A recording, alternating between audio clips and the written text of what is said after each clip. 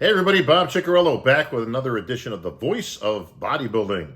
This edition brought to you by our good friends at Frontline Alternative Medicine and of course our good friends at Trifecta, keeping me fed for the last 2 years. Not getting any smaller, but not complaining either. All right, so we've got a hot topic for today. It's called the politics of winning and losing.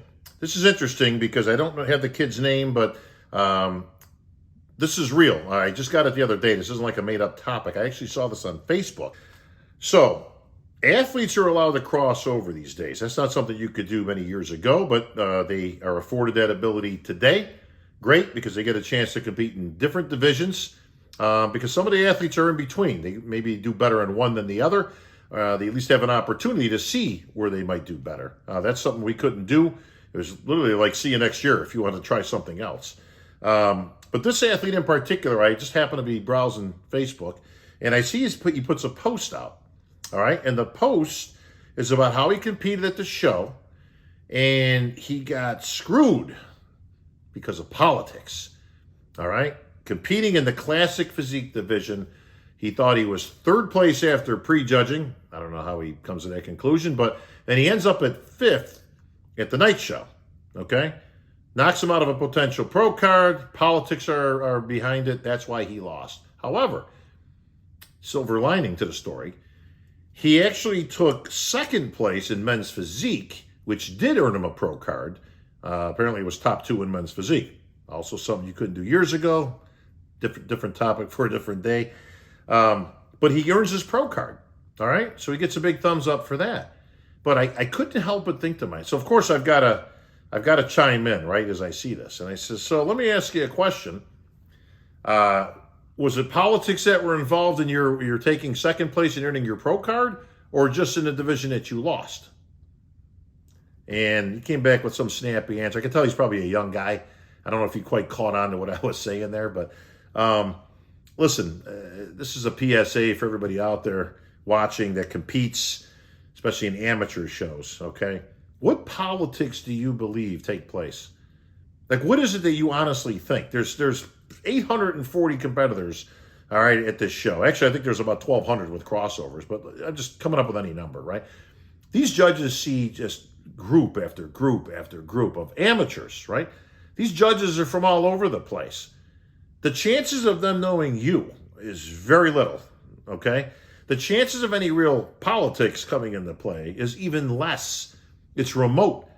And how would it even work? Like, what politics do you believe was going on that you said, again, you thought you were in third after prejudge? Listen, number one, let's just back up to that one.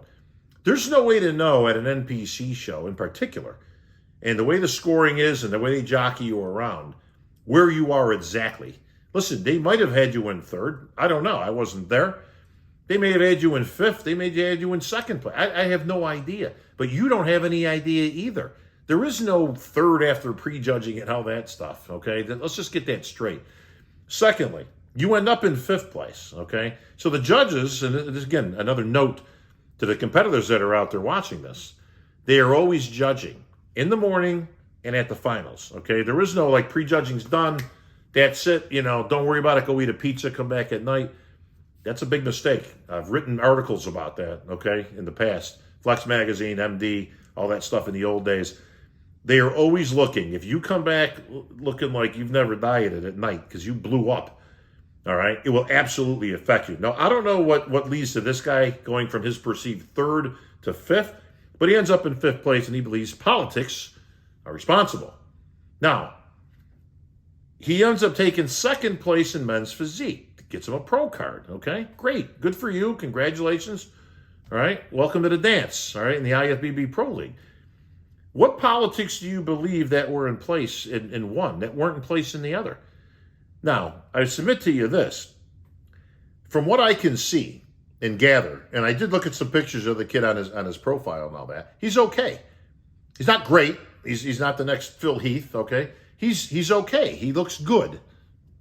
But he doesn't have a lot of muscle. He could use some bigger arms. I can see why, just knowing what I know, why he would have taken fifth place in Classic, which is more muscular on the scale of muscularity, right, than men's physique is.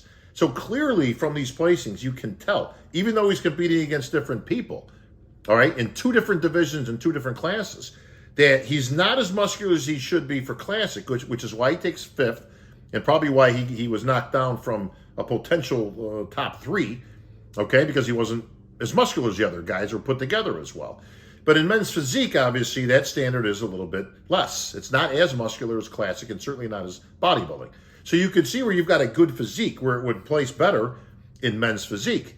Now, I bring this up because it does justify why he would have taken 2nd place and earned his pro card in men's physique, but didn't place as well in Classic. But let's make no bones about it.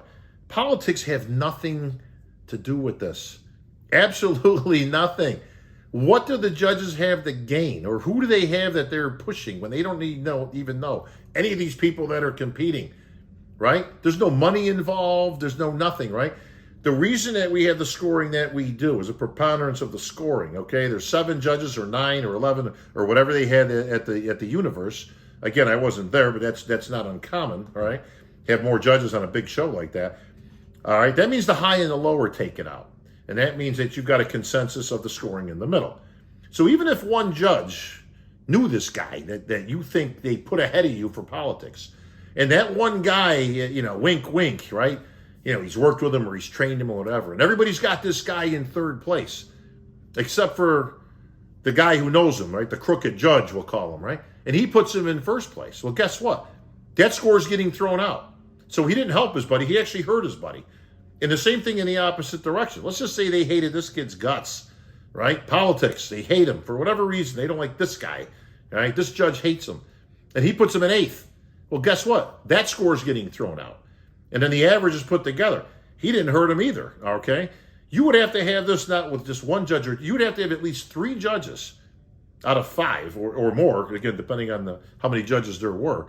And if there was 11 judges or 9, sometimes they'll drop too high and too low. That means you'd have to have almost everybody on the take, all right, in order to screw somebody or put them in place or knock them down or whatever phrase you want to use. So listen, kid, be happy with the pro card you got, okay, because you didn't even win your class. Again, I'm not going to debate that. That's for another show. I'm not big on the 2nd place pro card. In effect, you lost. But under the current rules, and that's not your fault, you were still awarded a pro card. That's cool. Listen, nothing against that, all right? And nothing against you. Congratulations. But don't emphasize the fact that you think you got, screwed on one for politics, but yet on the one you won, there was no politics, right? Bottom line is, and I've said this a million times for people that watch my stuff, my mother thinks I should have won every show I've ever been in, okay? So don't go by your 5,000 closest friends on Facebook all telling you how great you look, and then you put up the best picture you can find against this other guy who won. And, well, you tell me, it's like, look, man, the only thing that makes any difference is the judges and who's in front of you.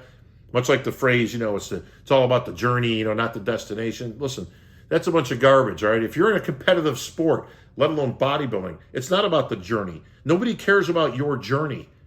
Nobody cares what it took for you to get there. Nobody cares what obstacles you had to overcome. You were sick, you had COVID, whatever, right? You work in a coal mine for 12 hours a day and then you got to go get your workout. Nobody cares.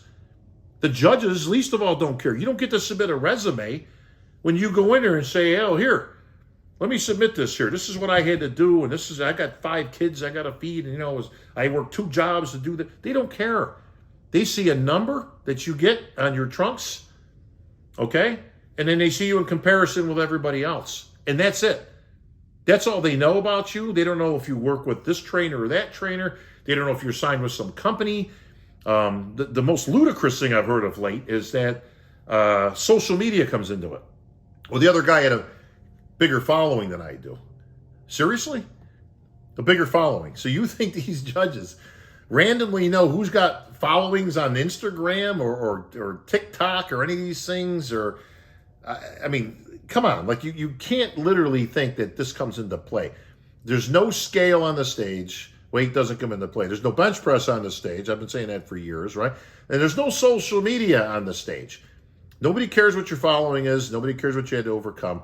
The only thing that makes a difference in the world of bodybuilding, amateur or professional, is what you look like next to the other guy or girl. That's it. That's what they're comparing. What are the standards that they're looking for? They're looking for the best physique overall in any division. Symmetry, proportion, shape, muscularity, conditioning, presentation. That's what they're looking for. Best overall. That can also mean that maybe the guy who took second is as conditioned as the guy in first, but maybe he's got a better shape. Maybe he's got an overall presentation that's better.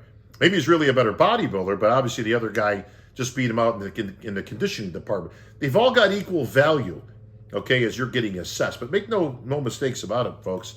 There's no politics involved. There's so little of that's gone on. Yes, years ago there was some, crazy stuff, and there was some politics, I believe, in the old days. We're talking 40 years ago type of stuff, okay? Not current day, not with these shows, certainly, to have thousands instead of, 50 people in a show. Big difference, from back in the old days. So just to clarify, okay, the politics of winning or losing can go either way, okay? But don't use it as an excuse. There's politics in this guy winning, there's politics in this guy losing. No, there was no politics. You've got the wrong name, okay? They made an assessment. They put somebody in a placing. That's it. They made their decision. Could it have gone the other way? Maybe. Listen, I've seen a lot of close shows. It could have flipped a coin, right? Could have picked the other guy. At some point, somebody's got to win and somebody's got to lose. But it doesn't automatically mean that there was politics involved. Maybe it could mean, just maybe, that the other guy was better. How about that? That's going to wrap it up for this edition of The Voice of Bodybuilding. Catch you guys next time.